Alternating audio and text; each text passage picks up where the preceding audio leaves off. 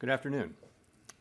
My colleagues and I remain squarely focused on achieving our dual mandate goals of maximum employment and stable prices for the benefit of the American people.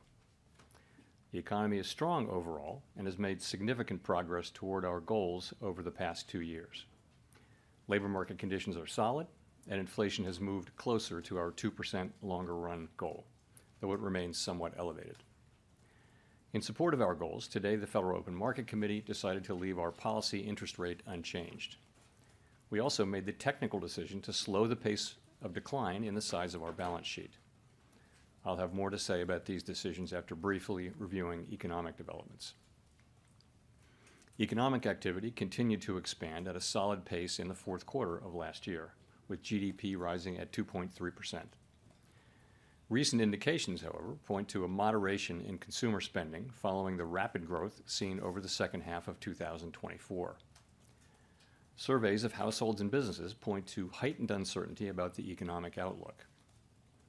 It remains to be seen how these developments might affect future spending and investment. In our summary of economic projections, the median participant projects GDP to rise 1.7% this year, somewhat lower than projected in December, and to rise a bit below 2% over the next 2 years. In the labor market, conditions remain solid. Payroll job gains averaged 200,000 per month over the past 3 months. The unemployment rate at 4.1% remains low and is held in a narrow range for the past year. The jobs to workers gap has held steady for several months. Wages are growing faster than inflation and at a more sustainable pace than earlier in the pandemic recovery. Overall, a wide set of indicators suggests that conditions in the labor market are broadly in balance. The labor market is not a source of significant inflationary pressures. The median projection for the unemployment rate in the SEP is 4.4% at the end of this year and 4.3% over the next 2 years. Inflation has eased significantly over the past 2 years, but remains somewhat elevated relative to our 2% longer run goal. Estimates based on the Consumer Price Index and other data indicate that total PCE prices rose 2.5% over the 12 months ending in February, and that excluding the volatile food and energy categories, core PCE prices rose 2.8%. Some near-term measures of inflation expectations have recently moved up. We see this in both market and survey-based measures, and survey respondents, both consumers and businesses, are mentioning tariffs as a driving factor. Beyond the next year or so, however, most measures of longer-term expectations remain consistent with our 2% inflation goal. The median projection in the SEP for total PCE inflation is 2.7% this year and 2.2% next year, a little higher than projected in December. In 2027, the median projection is at our 2% objective. Our monetary policy actions are guided by our dual mandate to promote maximum employment and stable prices for the American people. At today's meeting, the committee decided to maintain the target range for the federal funds rate at 4.25% to 4.5%. Looking ahead, the new administration is in the process of implementing significant policy changes in 4 distinct areas: trade, immigration, fiscal policy, and regulation. It is the net effect of these policy changes that will matter for the economy and for the path of monetary policy. While there have been recent developments in some of these areas, especially trade policy, uncertainty around the changes and their effects on the economic outlook is high. As we parse the incoming information, we're focused on separating the signal from the noise as the outlook evolves. As we say in our statement, in considering the extent and timing of additional adjustments to the target range for the federal funds rate, the committee will assess incoming data, the evolving outlook, and the balance of risks. We do not need to be in a hurry to adjust our policy stance, and we are well positioned to wait for greater clarity. In our SEP, FOMC participants wrote down their individual assessments of an appropriate path for the federal funds rate based on what each participant judges to be the most likely scenario going forward. An admittedly challenging exercise at this time in light of considerable uncertainty. The median participant projects that the appropriate level of the federal funds rate will be 3.9% at the end of this year and 3.4% at the end of next year, unchanged from December. While these individual forecasts are always subject to uncertainty, as I noted, uncertainty today is unusually elevated. And of course, these projections are not a committee plan or a decision. Policy is not on a preset course. As the economy evolves, we will adjust our policy stance in a manner that best promotes our maximum employment and price stability goals. If the economy remains strong and inflation does not continue to move sustainably toward 2%, we can maintain policy restraint for longer. If the labor market were to weaken unexpectedly or inflation were to fall more quickly than anticipated, we can ease policy accordingly. Our current policy stance is well positioned to deal with the risks and uncertainties that we face in pursuing both sides of our dual mandate. At today's meeting, we also decided to slow the pace of decline in our balance sheet. Since we began balance sheet runoff, our securities holdings have declined by more than $2 trillion. While market indicators continue to suggest that the quantity of reserves remains abundant, we have seen some signs of increased tightness in money markets. Beginning in April, the monthly cap on Treasury redemptions will be lowered from $25 billion to $5 billion. Consistent with the committee's intention to hold primarily Treasury securities in the longer run, we are leaving the cap on agency securities unchanged. This action has no implications for our intended stance of monetary policy and should not affect the size of our balance sheet over the medium term. The committee also continued its discussions as part of our 5-year review of our monetary policy framework. At this meeting, we focused on labor market dynamics and our maximum employment goal. As we have indicated, our review will include outreach and public events involving a wide range of parties, including Fed Listens events around the country and a research conference in May. Throughout this process, we will be open to new ideas and critical feedback, and we will take on board lessons of the last 5 years in determining our findings. We intend to wrap up the review by late summer. The Fed has been assigned 2 goals for monetary policy: maximum employment and stable prices. We remain committed to supporting maximum employment, bringing inflation sustainably to our 2% goal, and keeping longer-term inflation expectations well anchored. Our success in delivering on these goals matters to all Americans. We understand that our actions affect communities, families, and businesses across the country. Everything we do is in service to our public mission. We at the Fed will do everything we can to achieve our maximum employment and price stability goals. Thank you. I will look forward to your questions. Howard Schneider with Reuters. Thanks for your time. So 2 things on sort of the real side here, inflation and then GDP. How much of the higher inflation forecast for this year is due to tariffs? And since the policy path remains the same, are you effectively reading this as a one-time price level shock? Okay, so how much of it is tariff? So let me say that it is going to be very difficult to have a precise assessment of how much of inflation is coming from tariffs and from other, and that's already the case. You may have seen that goods inflation moved up pretty significantly in the first 2 months of the year.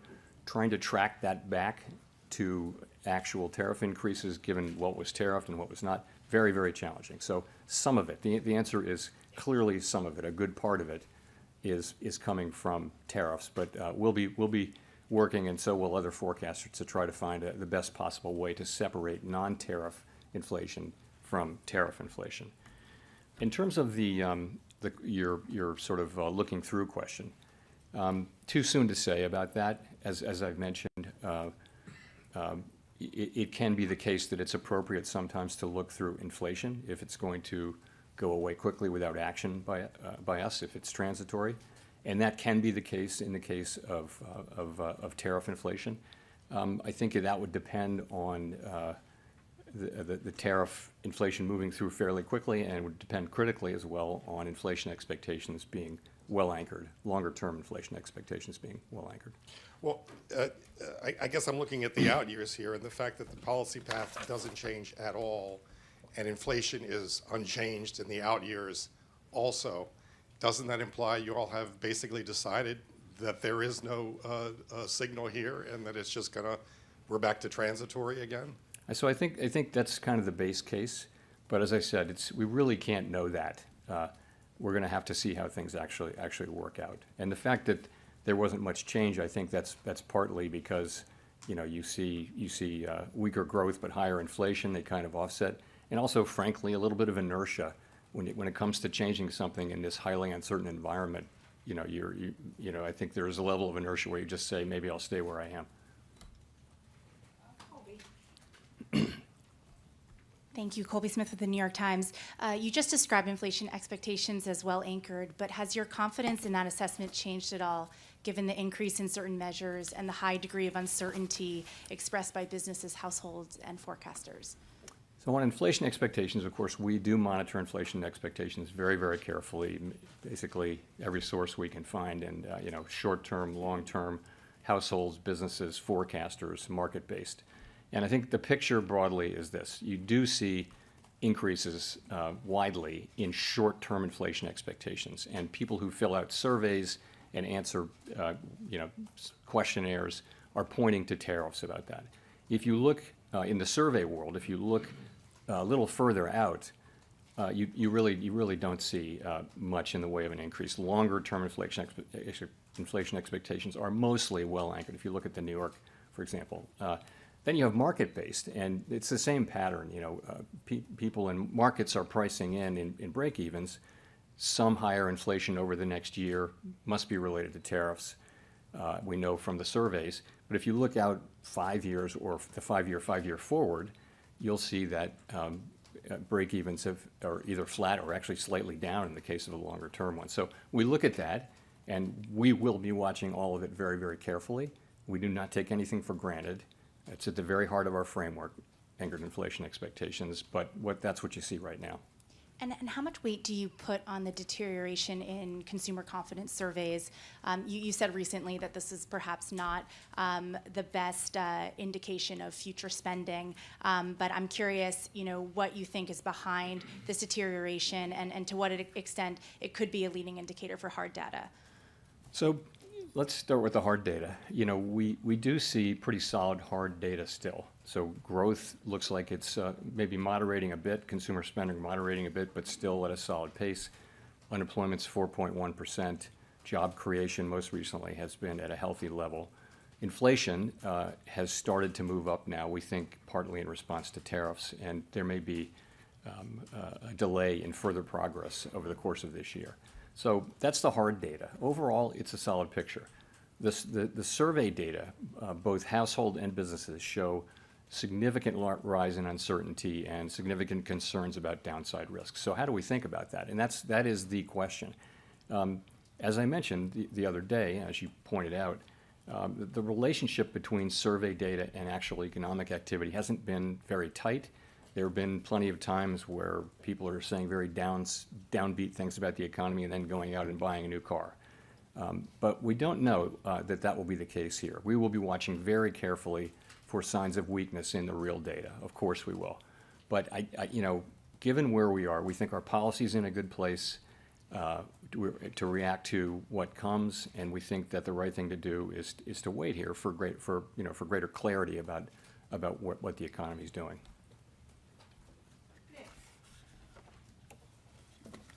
Nick Timmeros of the Wall Street Journal. Chair Powell, Chair Greenspan once defined price stability as an environment in which inflation is so low and stable over time that it doesn't materially enter into the decisions of households and firms. Can you say that today, that we have that price stability, that households and businesses are ignoring price growth when you see buy in advance psychology, big changes in inventories, and surveys that show consumers, at least in the short run, expect higher inflation? So I do like that definition a lot. In fact, I used it at the recent conference where I spoke. So I think a world where people can make their daily economic decisions in businesses and they're not having to think about the possibility of significantly high inflation. We know inflation will bounce around. That is price stability. I think we were getting closer and closer to that. I wouldn't say we were at that. Inflation was running around 2.5% for some time. I do think with the arrival of the tariff inflation, further progress may be delayed. The SEP doesn't really show further downward progress on inflation this year, and that's really due to the tariffs coming in. So delayed, but if you look at our forecasts, we do see ourselves getting back into the low 2s in 26 and then down to 2 by 27, of course, highly uncertain. So I see progress having been made toward that, and then progress in the future. I think that progress is probably delayed for the time being. If that's the case, why are there cuts in the SEP for 2025?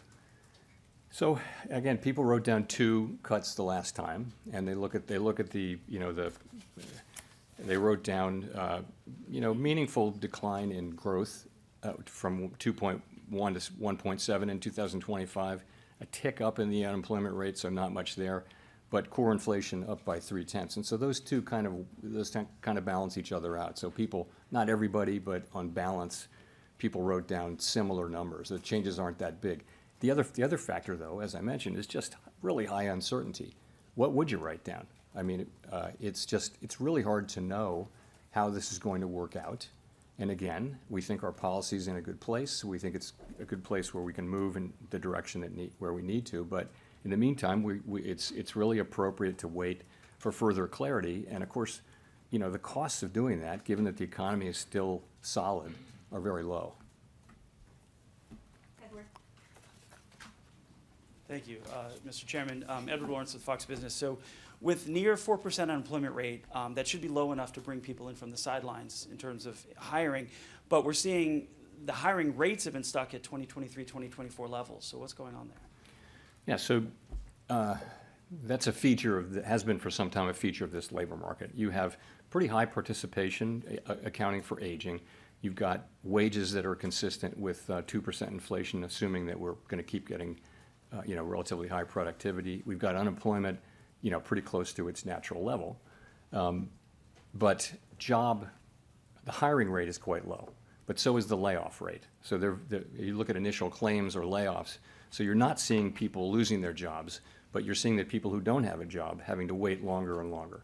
And, you know, the question is, which way does that break? If we were to see a meaningful increase in layoffs, then that would probably translate fairly quickly into unemployment, because people are, you know, it's not a big hiring market.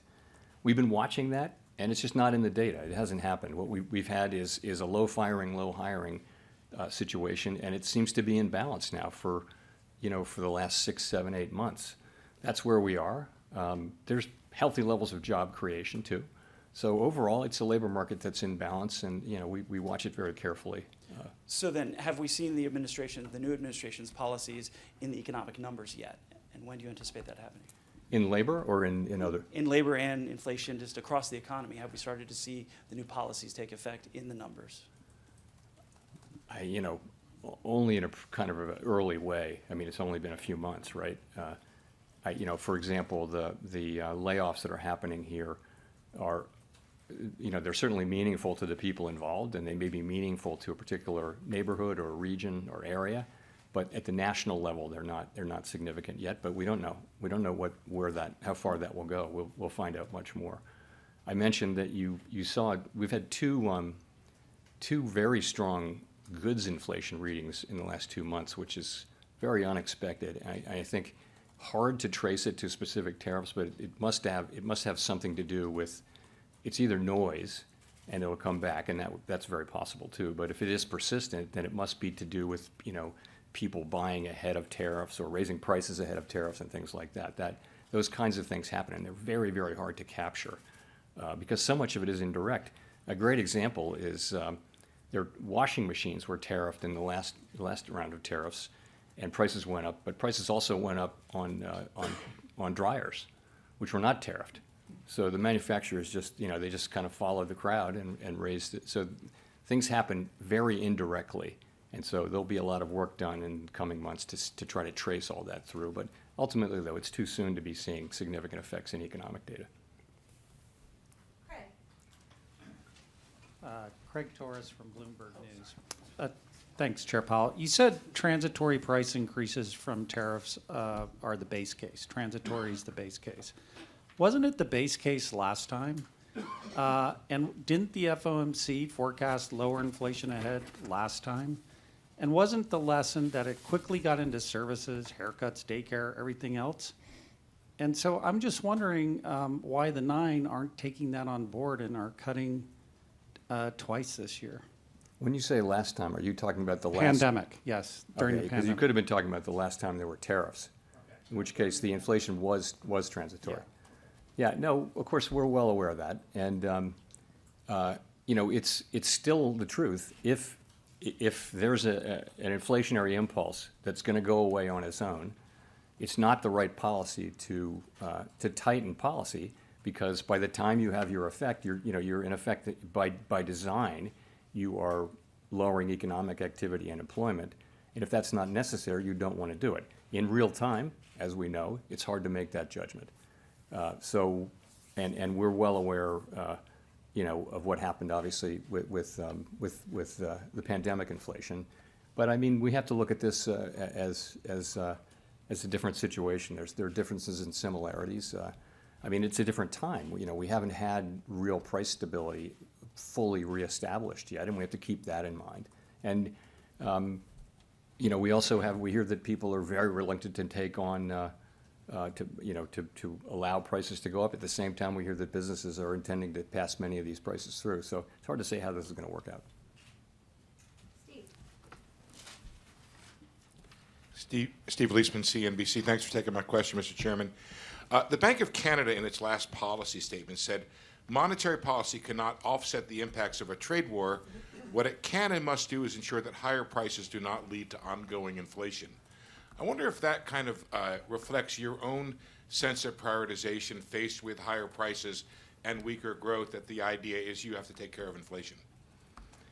You know, so we have two goals, right? We have maximum employment and price stability, and we have to balance those. And you know, there can be situations in which they're in tension, right? And we actually have a provision in our consensus statement that says what we should do in that case. That's a very challenging, you know, situation for any central bank, and certainly for us. And so what we say that we'll do is we'll look how far each of those two goals is, each of those two measures is from its goal. And then we'll ask how long we think it might take to get back to the goal for each of them, and we'll make a judgment, because our tools work in one direction. We're either tightening or loosening. So it's a very challenging situation. Let me say, we don't have that situation right now. That's not where the economy is at all. It's also not where the forecast is. I don't know any mainstream forecasts that really show significant problems like that. Well, just to follow up, yesterday the UCLA Anderson forecast said there's high probability of a recession. Where do you stand on whether or not the slowdown you're seeing creates a higher probability or concern that you may have on recession? Thank you. You know, there's always an unconditional possibility of a recession. It might be broadly in the range of 1 in 4 at any time. If you look back through the years, it could be within 12 months, a 1 in 4 chance of a recession. So the question is whether this current situation, those possibilities are elevated. I will say this: we don't make such a forecast. If you look at outside forecasts, forecasters have generally raised, a number of them have raised their possibility of a recession somewhat, but still at relatively moderate levels. You know, still in the region of the traditional, because they were extremely low. If you go back 2 months, people were saying that the likelihood of a recession was extremely low. So has moved up, but it's not high.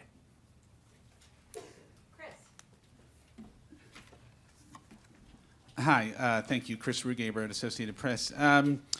As you know, I guess last night, President Trump fired 2 members of the Federal Trade Commission, an independent agency, and this could cause the kind of legal fight about the administration's power to fire independent people. If those firings stand, is that a threat to the Fed's independence? Could he do the same thing to the Fed board?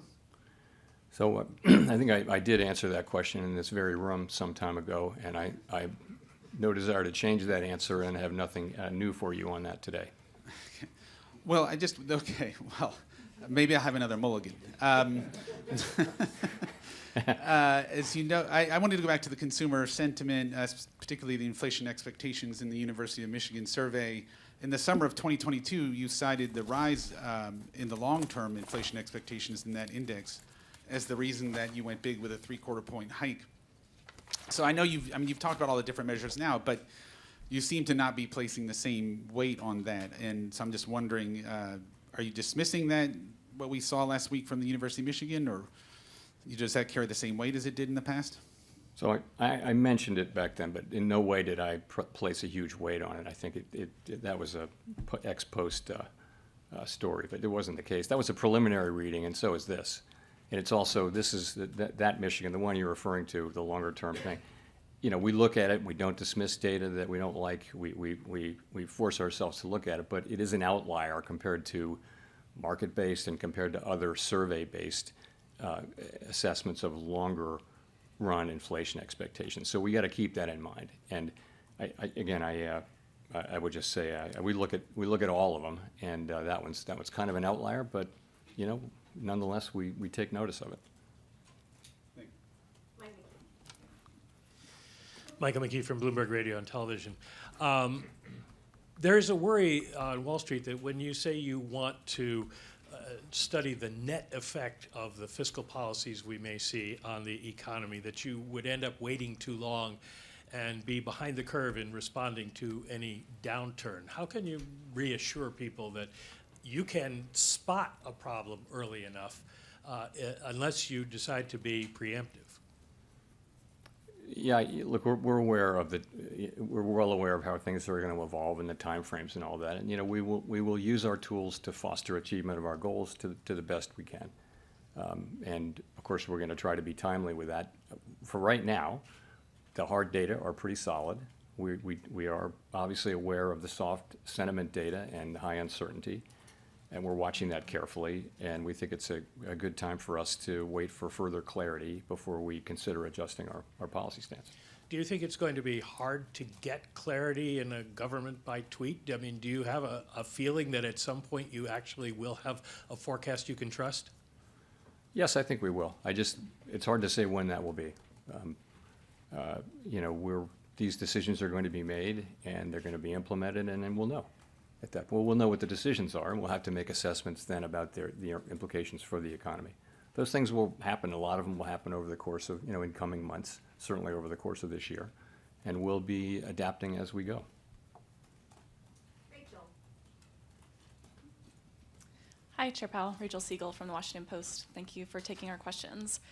At the beginning, you were talking about separating the signal from the noise and tariff inflation from non-tariff inflation.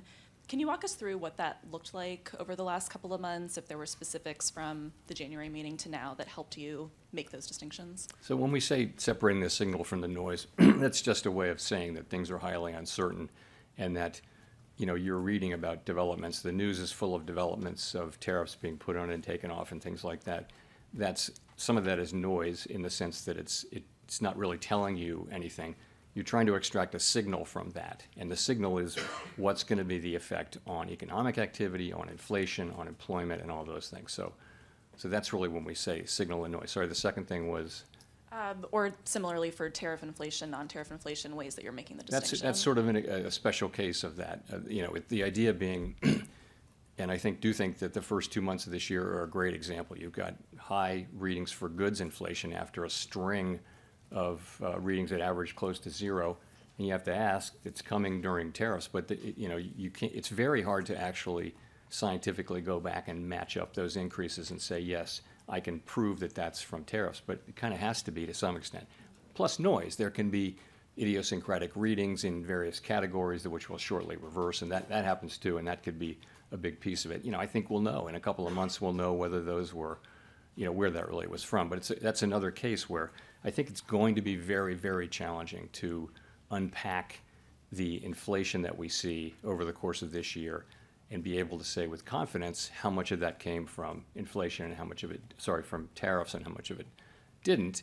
But that's what we'll be doing. We'll be doing that, and so will everybody else, and we'll all be trying very hard to make that assessment. And I'm sure we will make a lot of progress on that, and we already have. But it's going to be a challenge.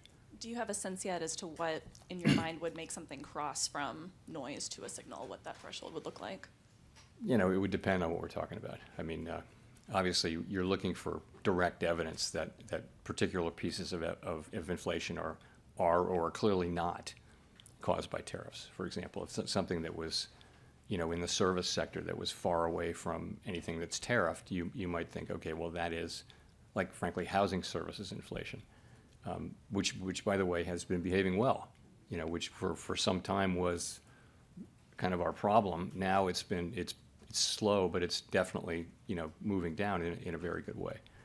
It's more now with goods and to some extent with non-housing services inflation.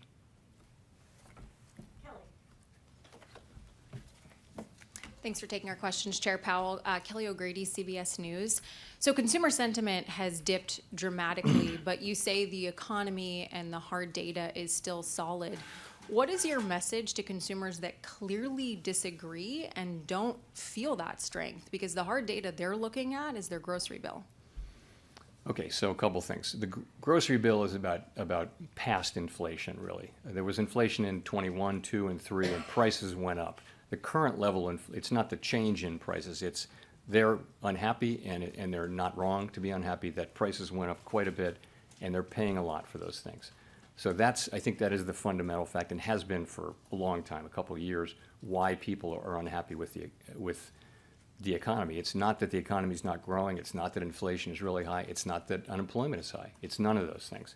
We have, 4.1% unemployment, we've got 2% growth, and it's a pretty good economy, but people are unhappy because of the price level, and we completely understand and accept that.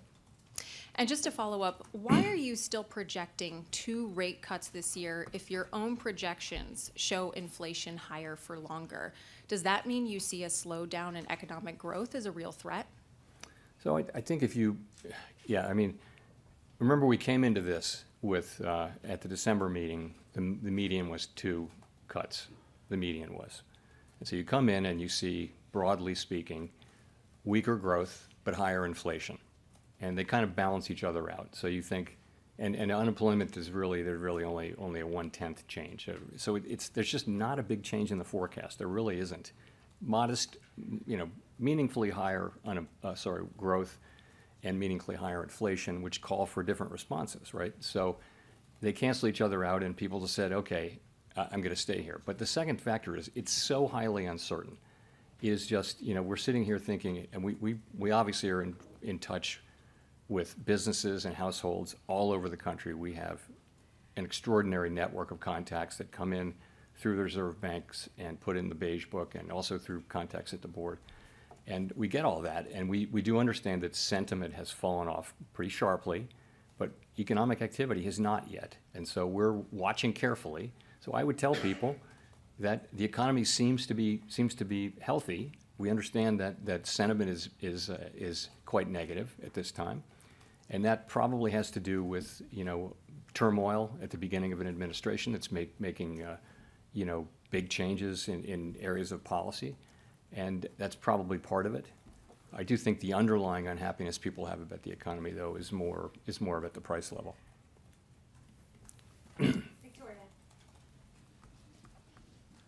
Hi, Victoria Guido with Politico.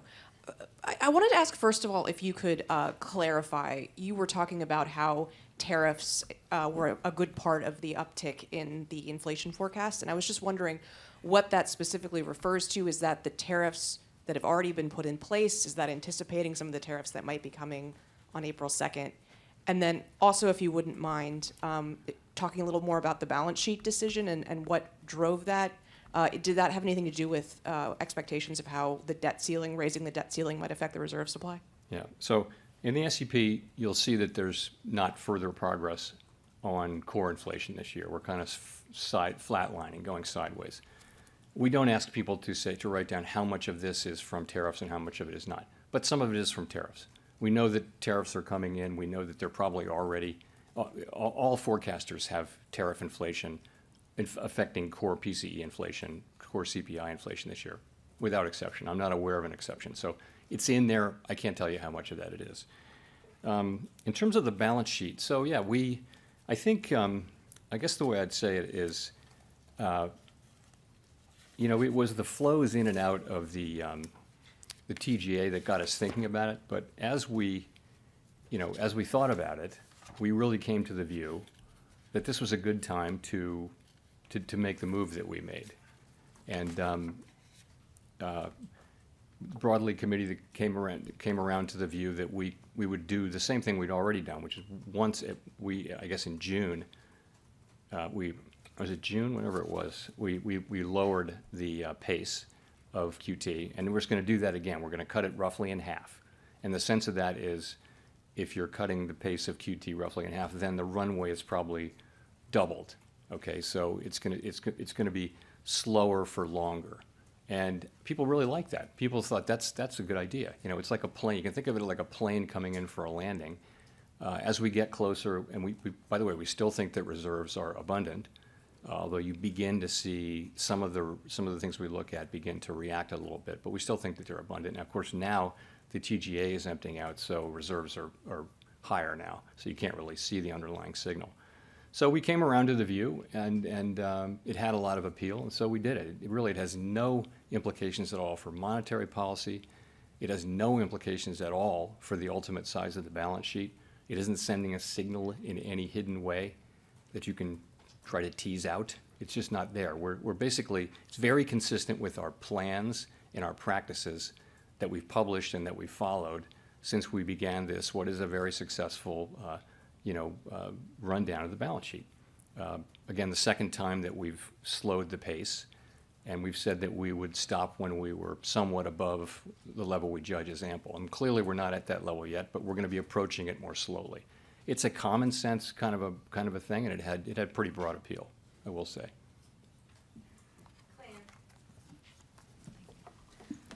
Claire Jones, Financial Times. You said in January, Chair Powell, that inflation expectations remained well anchored. Would you still say they remain well anchored today? And just to reiterate the question others have asked, if they're not so well anchored, why hasn't there been a more radical shift to the policy path today? Thank you. So when we talk about inflation expectations being well anchored, we're talking about longer run inflation expectations. And they really haven't moved much, I mean, if at all. There's one reading that everyone's focusing on that it's higher, but the other survey readings and the market-based readings all show relatively, well-anchored inflation expectations. You would expect that expectations of inflation over the course of a year would move around because conditions change, and in this case, we have tariffs coming in. We don't know how big, what's speed. There's so many things we don't know, but we kind of know there are going to be tariffs, and they tend to bring growth down. They tend to bring inflation up in the first instance. So I would say, I'm not dismissing what we're seeing in short-term inflation expectations. We, as I mentioned, follow that very carefully.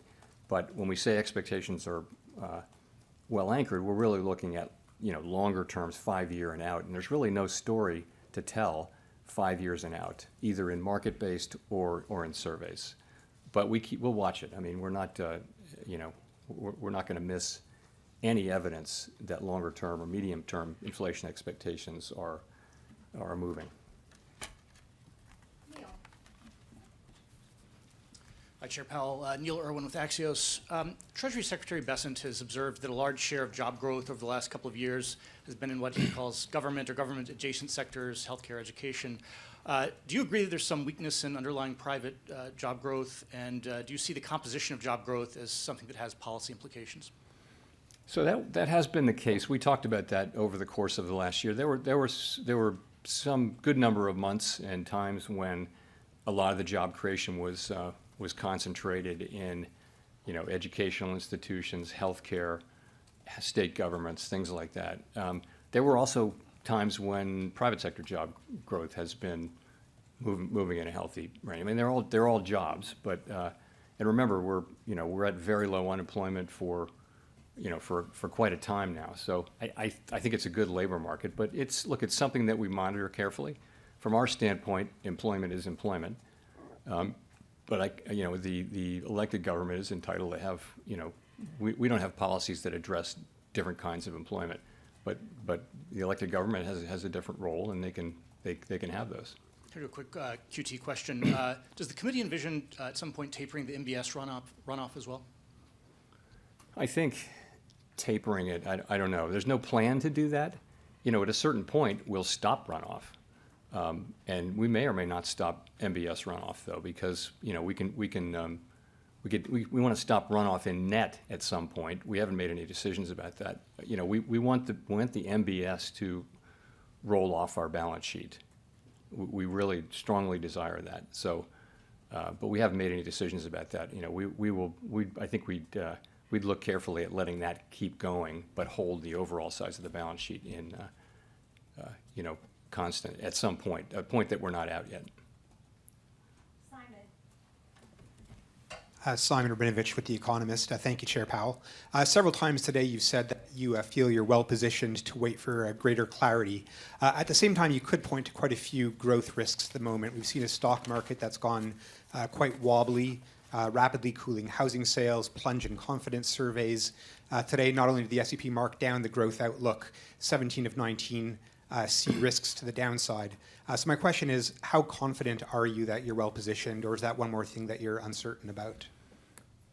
I'm confident that we're well positioned in the sense that we're well positioned to move in the direction we'll need to move. I don't know anyone who has a lot of confidence in their forecast.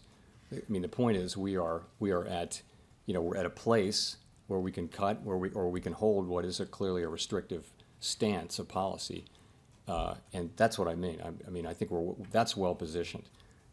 Forecasting right now, forecasting is always very, very hard, and in the current situation, I just think uncertainty is remarkably high. And sorry, standing here today, would you be surprised to pivot back towards rate cuts in May? I think we're not going to be in any hurry to move, and as I mentioned, I think we're well positioned to wait for further clarity, and not in any hurry.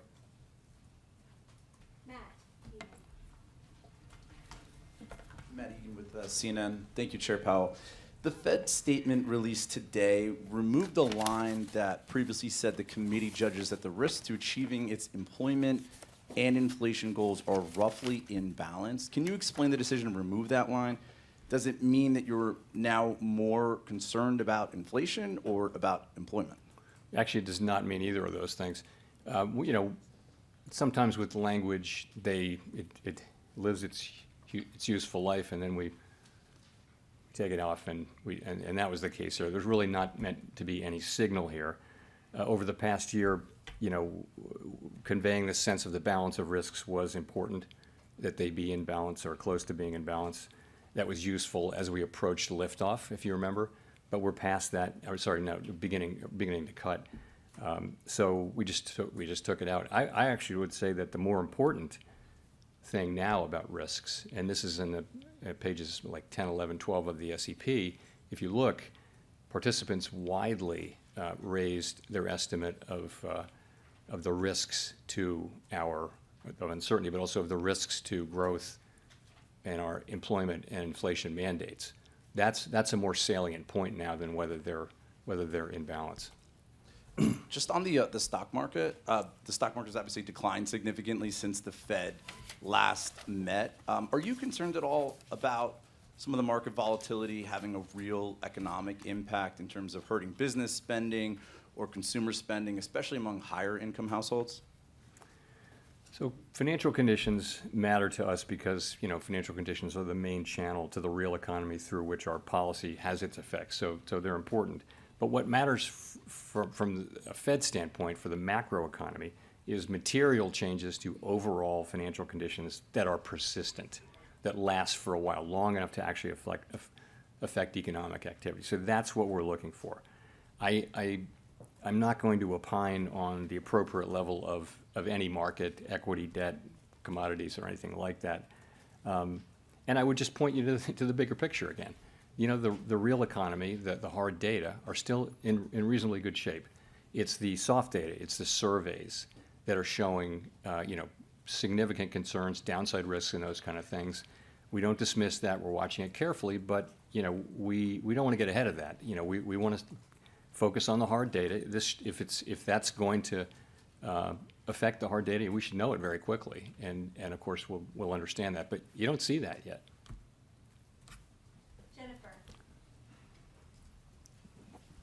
Thank you, Chair Powell. Jennifer Schonberger with Yahoo Finance. As you look to navigate higher inflation and lower growth, the Fed has talked about heeding the lessons from the 1970s. Is the Fed willing to have a recession if it means breaking the back of inflation? Well, fortunately, we're in a situation where we have seen inflation move down from higher levels to pretty close to 2%, while the unemployment rate has remained very consistent with full employment, 4.1%. So we now have inflation coming in from an exogenous source, but the underlying inflationary picture before that was, basically 2.5% inflation, I would say, and 2% growth and 4% unemployment. So that's what we did. That's what together the economy accomplished. So I don't see any reason to think that we're looking at a replay of the 70s or anything like that. Inflation, underlying inflation is still running in the twos, with probably a little bit of a pickup associated with tariffs. So I don't think we're facing, I wouldn't say we're in a situation that's remotely comparable to that. And last month, the idea of a Doge dividend was proposed, which would send $5,000 checks to every taxpayer from Doge savings. President Trump and Elon Musk have supported this. There's reports there could be a bill introduced on Capitol Hill. What impact might that have on household savings and spending in terms of your growth and outlook for inflation? It's not appropriate for me to speculate on political ideas or fiscal policy for that matter. So I'm gonna pass on that one. Thank you. Daniel. Hi, Chair Powell. Daniel Avis from Agence France Presse. You mentioned that tariffs are already having at least some impact on inflation. I'm just wondering how you and your colleagues on the FOMC have been thinking about the possibility of retaliatory tariffs from other countries, especially with April the 2nd coming up. Was it something you considered during this meeting? Thanks.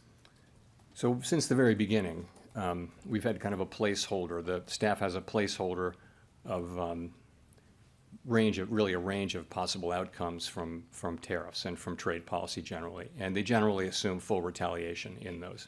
And so that's kind of baked into the numbers. What happens, it will be complicated, and there will be some retaliation and some not, and all that. But ultimately, they're trying to, with the placeholder, give us a broad sense of what this might look like. When we actually know the specifics, we'll be able to have still uncertain, but better informed forecasts. So yes, that's in there. Last question goes to Jean. Hi, Chair Powell. Jean Young with M&I Market News. Had a couple questions on the balance sheet change that you made. So the minutes had initially described your discussion on slowing QT as temporary until the debt ceiling is resolved. But from what you said earlier, it doesn't sound like there's a desire to kind of regain the pace of QT that we have at the moment after the debt ceiling is resolved. Is that the case? Yeah, so we looked at pausing and we looked at slowing, and really people came together very strongly behind slowing, not pausing, for a variety of reasons. And so people really came to be, pretty strongly in favor of this move. Slows down the path and probably lengthens it, doubles it effectively by slowing by half. That people thought that's a good place to be.